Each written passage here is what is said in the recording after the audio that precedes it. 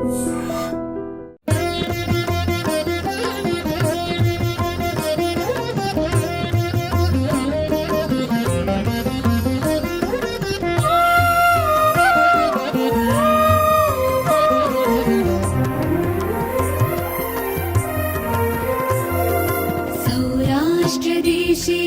विशदे तिरङ्गे ज्योतिर्मयं चन्द्रकर्णावतंसं भक्तिप्रदानाय कृपावतीर्णं तं सोमनाथं शरणं प्रपद्ये।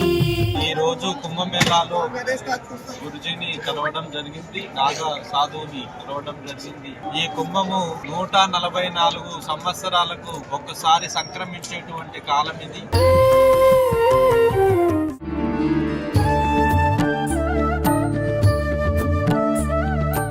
నమస్కారం అండి. నమస్కారం. Her her Mahadev.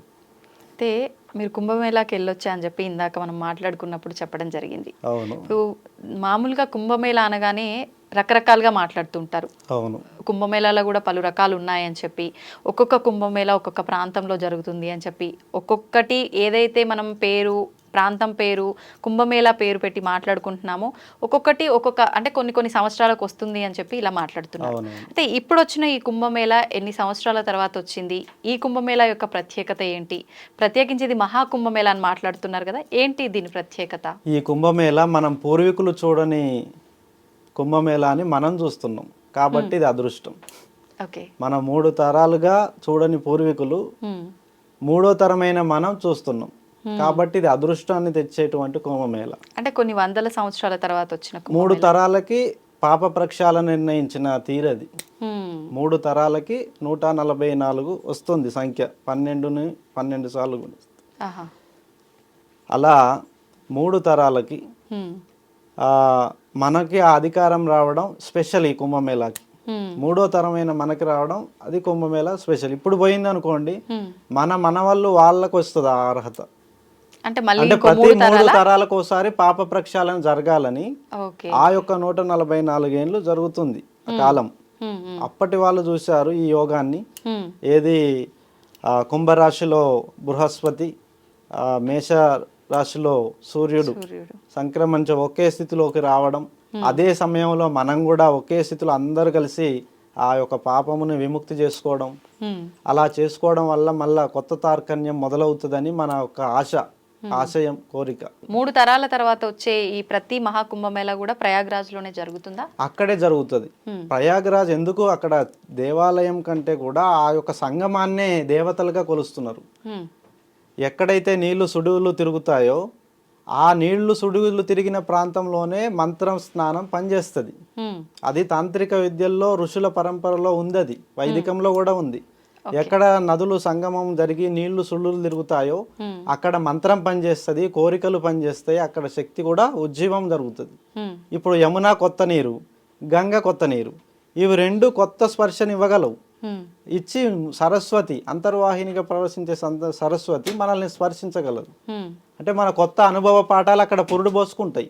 అంటే విశిష్టమైనది అక్కడ దాగి ఉంది. కాబట్టి నాగ సాధువులు దీన్ని కనిపెట్టి వాళ్ళు ఆచరిస్తూ ప్రజలను కూడా మేల్కొల్పి మాతో పాటు మీరు కూడా వచ్చి ఆ యొక్క పాపం కానీ దుష్టం పీడలు కానీ కీడు కానీ తొలగిపోయే అంశాలు కోరుకొని మనం మునిగిలేస్తే అక్కడ వెళ్ళిపోతాయి. ఇప్పుడు అఘోరాలు, నాగసాధువులు వీళ్ళు మనకు కనిపించే వాళ్ళు, మంత్రం చేస్తూ స్నానం ఆచరించే వాళ్ళు వీళ్ళు ఇప్పుడు అంటే మనందరికీ ఒక రకమైన ఆశీర్వాద రూపంలో వాళ్ళ మంత్రాల ద్వారా మనకు ఆ నదిలో వాళ్ళ శక్తి శక్తిని ప్రసాదిస్తున్నారు. కానీ దేవతలు కూడా వచ్చి స్నానం ఆచరించి వెళ్తారు అంటారు కదా, అది మనం ఎవరితో తిరిగితే వాళ్ళ లక్షణాలే వస్తాయి.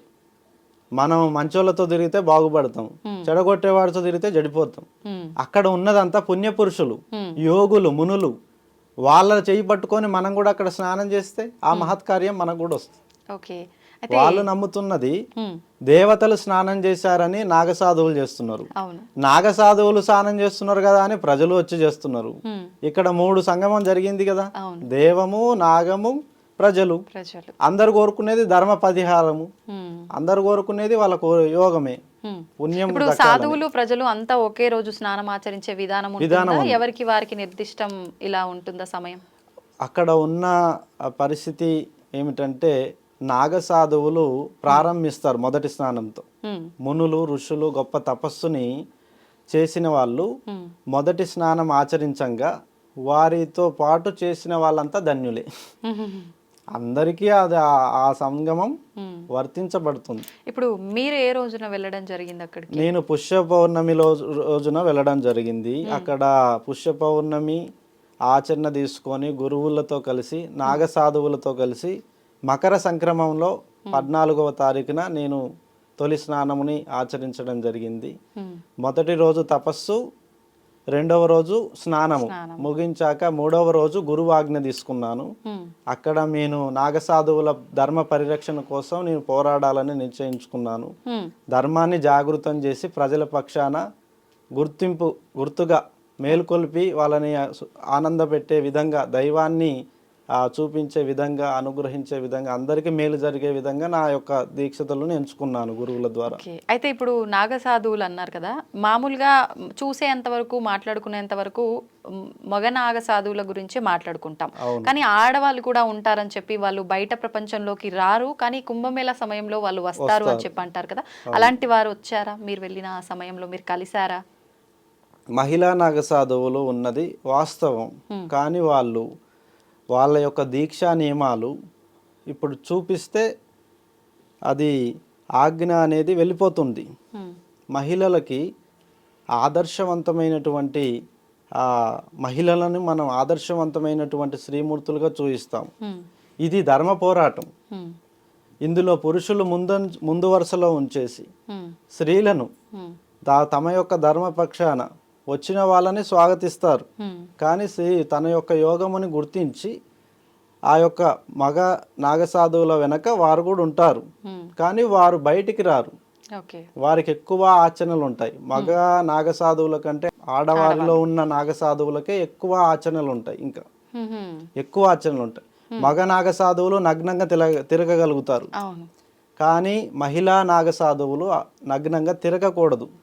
నాగసాధువులు కూడా నగ్నంగా తిరుగుతారా? అంటే మేము విన్నంత వరకు అఘోరాలు మాత్రమే అలా దిగంబరంగా ఉంటారు అని చెప్పి విన్నాము. అవును, మహిళా నాగసాధువులు మాతృమూర్తులతో సమానం కాబట్టి వారిని నగ్నంగా చూయించకూడదు.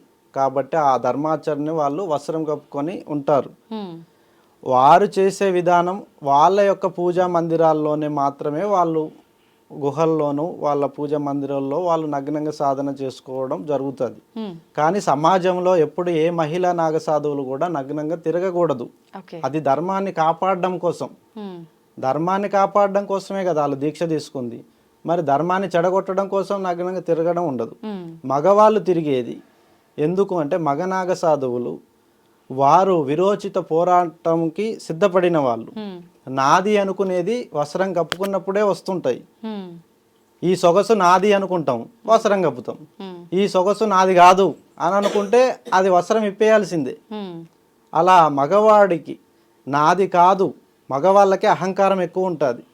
ఆ అహంకారాన్ని తొలగించడం కోసమే ఆ యొక్క నాగసాధువుల నియమం వస్త్రం తీసేసుకొని నగ్నంగా ఆచరణ చేయాలనే నియమం ఉంది. అహంకారం తొలగిపోతుంది. అహంకారం వీడినప్పుడే ఆ ధర్మాన్ని ఆచరించేటువంటి గురువుగా నాగసాధువులు ఉంటారు. అందుకే నాగసాధువులు నగ్నంగా ఉంటారు, కానీ వాళ్ళు వేరే ఏ విధమైనవి లేదు.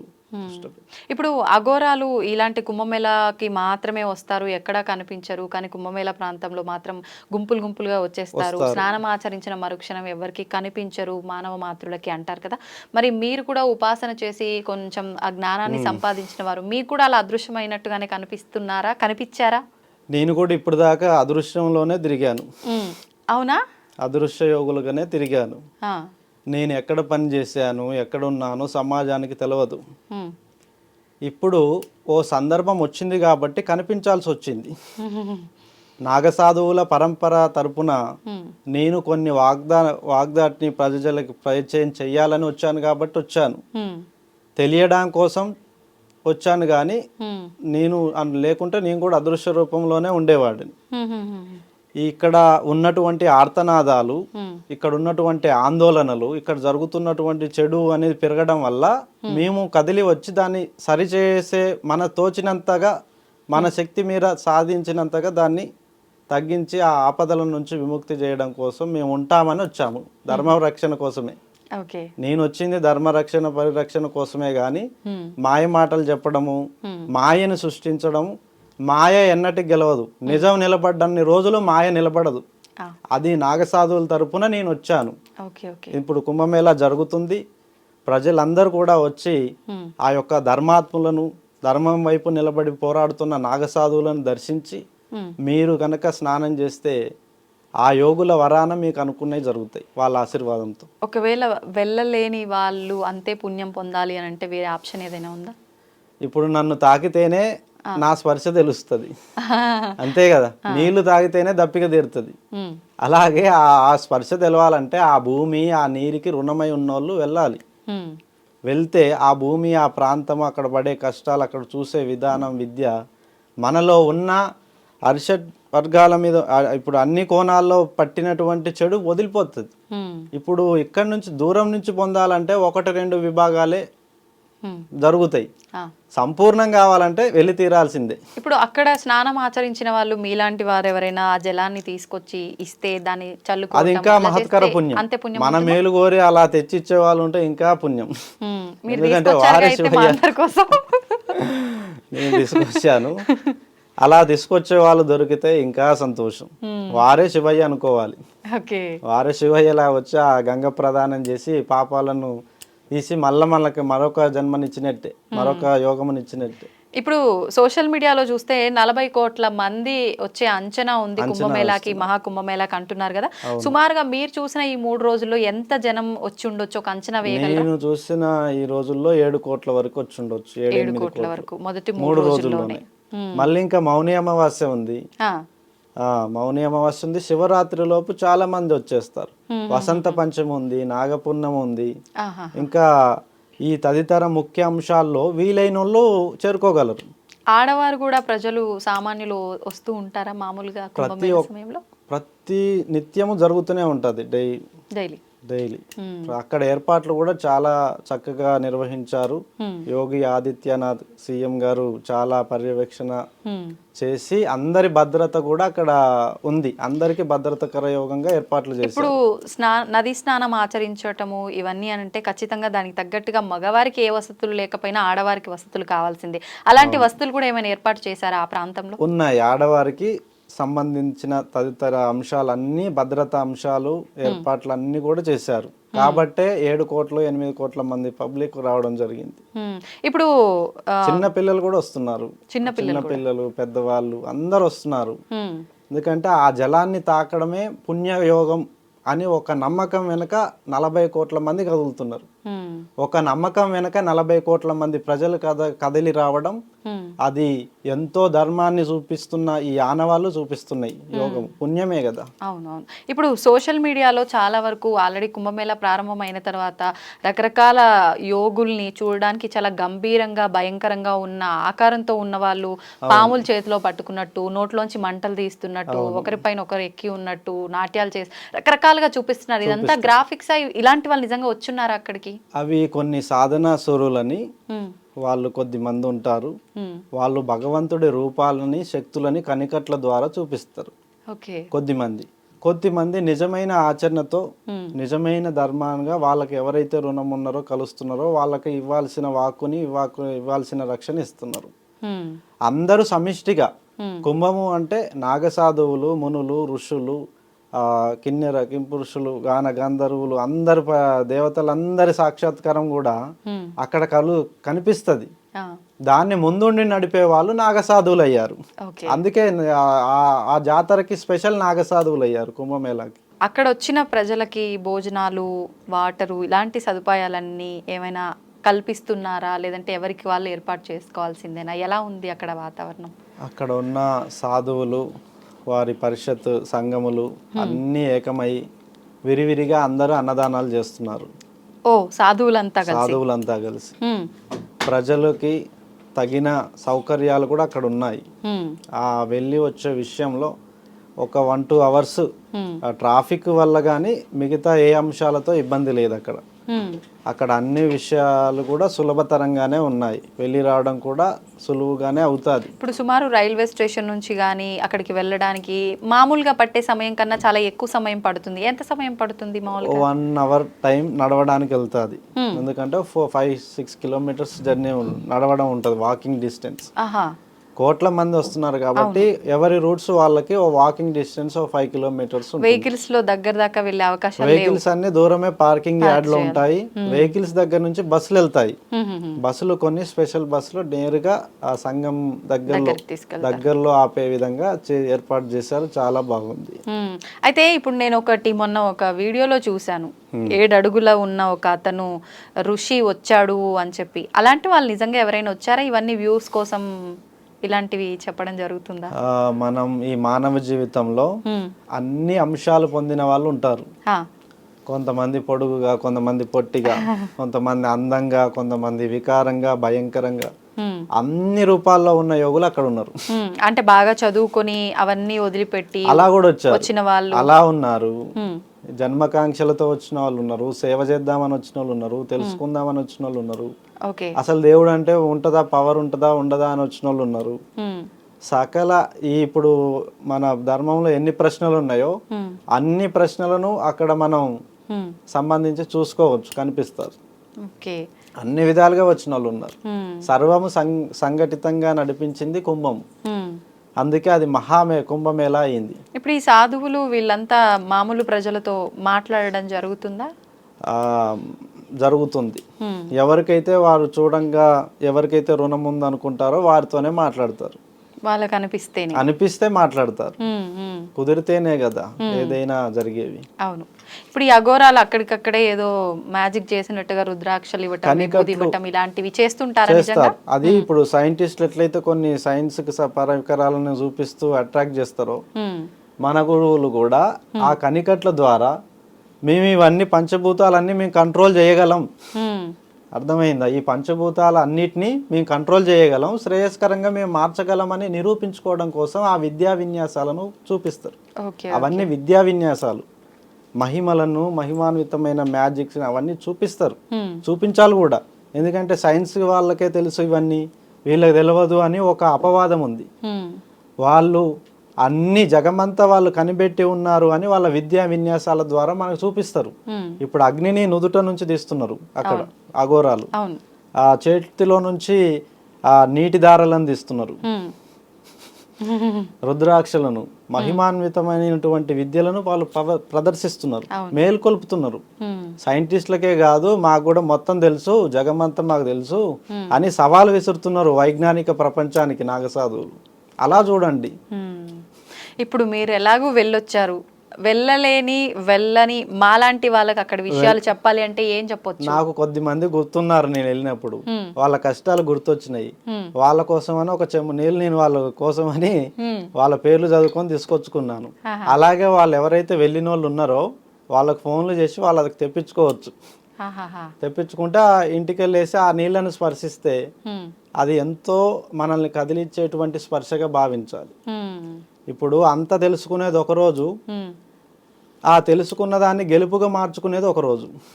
చదువుకోవడానికి 20 ఏళ్ళు పడుతుంది, సాధించడానికి ఒక పరీక్ష చాలు. ఇంత చదువుకునేది అంతా 20 ఏళ్ళు పోతే కలెక్టర్ అవ్వడానికి ఒక్క పరీక్షతో అయిపోతున్నారు. ఒక్క పరీక్షతో 80 ఏళ్ళ డబ్బుని, అధికారాన్ని, పేరుని తెచ్చుకుంటున్నారు. సాధ్యం అవుతాయి, తెచ్చుకోవచ్చు. అలా వాళ్ళు స్పర్శిస్తారు. ఆ వాటర్ని తెచ్చి ఆ శ్రేష్ఠ గంగని వాళ్ళ ద్వారా తీసుకొని చల్లుకోండి. మీ అందరి పాపాలు తెలిసి చేసినా తెలియక చేసినా క్షమించబడతాయి. మళ్ళీ పాపములు చేయకోకుండా ధర్మాన నిలబడి మీరు బతకండి, మీ పిల్లల్ని కూడా బతికించండి. ఇప్పుడు మీరు చేసే ధర్మము మీ పిల్లలకు కూడా అంటుతుంది. వాళ్ళు కూడా సరైన రీతిలో ధర్మపక్షాన్ని నడుస్తారు. మీరే ఇప్పుడు ప్రజలే పాపం చేసిన వాళ్ళు వాళ్ళ పిల్లలు కూడా పాపం చేయడం తప్పేం కాదని పాపాలు చేస్తుంటారు. వీడు సగం తప్పు చేస్తే వాళ్ళు పూర్తి తప్పు చేసి వస్తారు. కాపాడండి అంటారు లాస్ట్కి వచ్చి. ముందే తెలుసుకొని మనము ఆనందాన్ని అనుభవించాలి, వారి ఎదుటోరికి కూడా ఆనందాన్ని పంచాలి. మనము భోజనం తినాలి, వారిని కూడా తినేలా చేయాలి. అంతేగాని వాడి భోజనాన్ని మనం గుంజుకోవద్దు. మనం ఎంత తింటాం, అరిగేంత వరకే, అంతే. అరగని తిండి మనకొద్దు, అది ఇచ్చేయండి. సమిష్టిగా పంచుకొని ఈ ప్రాంతాన్ని రక్షించండి. దానికోసం నాగసాధువులు అక్కడ కుంభమేళాలో చెప్పేదంతా జీవిత పరిత్యాగం గురించే. త్యాగం చేయడము, ఇవ్వడము, తీసుకోవడము, అన్ని జీవిత జన్మతర అంశాలన్నీ అక్కడ నాగసాధువులు అందరూ కలిసి తెలుసుకుంటూనే ఉంటారు. అవి ప్రజలకు తెలియజేసే కార్యక్రమాలు లాంటివి అది జరుగుతాయి, 45 రోజులు జరుగుతూనే ఉంటాయి. అందులో కొద్ది మంది మేల్కొంటారు. ఈ కుంభమేళాలో దాదాపు ఓ 10,000 మంది సాధువులైనా మేల్కొంటారు. సత్పురుషులు ఓ 10,000 మంది అయినా సత్పురుషులు కాగలరు. వాళ్ళు మరొక తరాన్ని వాళ్ళు మార్చగలిగే శక్తి వాళ్ళకు వస్తుంది. అందరి లోక సమస్త సుఖినో భవంతు. ఇప్పుడు ఈ మొదలైనటువంటి ప్రయాణం ప్రజలకు ఇప్పుడే చేరువ అవ్వడం జరిగింది. చాలా కాలం ఆగిన తర్వాత, అంటే మా విద్య కానీ అది కానీ అన్ని రహస్యంగా జరిగిపోయాయి. ఇక నుంచి ప్రజల పక్షాన, నా పక్షాన కానీ ప్రజల పక్షాన కానీ ధర్మంగా నడుచుకుంటూ అందరి చేతి కోసం మేము ఇస్తాము. అందరూ కూడా వివిధ కార్యక్రమాలు కానీ ఇవి కానీ అందరూ కూడా వివిధ అంశాలను కూడా తెలియజేయవచ్చు. ధర్మాన్ని స్థాపన కోసం మనం మాట్లాడుతున్నాం ఇరువురం. ఆ అధికారం నిన్ను కూడా బాగు చేయాలి, నిన్ను కూడా నువ్వు అనుకున్నవి జరగాలి. ప్రేక్షకులు కూడా వింటున్నటువంటి ఇప్పుడే పరిచయం జరిగింది, వారికి కూడా మన యొక్క జీవిత కాంక్షలు వారికి కూడా ఉంటాయి. వాళ్ళు కోరుకున్నవి కూడా వాళ్ళకి జరగాలి. సమిష్టి కృషితో సమస్తం లోక సుఖినో భవంతు అన్నట్టుగా, లోక సమస్త సుఖినో భవంతు అన్నట్టుగా అందరూ బాగుండాలి. మన యొక్క ఈ చర్చలు కానీ ఇవి కూడా ఆ దేవుడు అలా ఆశీర్వదించాలి, ముందుకు తీసుకెళ్ళాలి, ఆశీర్వదించాలి, అందరికి కూడా ఉపయోగం కావాలని కోరుకుంటూ ఓకే, నమస్కారం. సంతోషం అండి, చాలా మంచి విషయాలు తెలియజేశారు. దాంతోపాటు మహాకుంభమేళా జరుగుతోంది, దానికి సంబంధించిన విషయాలు అక్కడికి వెళ్ళొచ్చిన మీరు మాకు టైంని కేటాయించి మాతో మాట్లాడడం అనేది నిజంగా మేమందరం చేసుకున్న అదృష్టంగానే భావిస్తున్నాను. ధన్యవాదాలు. ధన్యవాదములు, అందరికీ ధన్యవాదములు.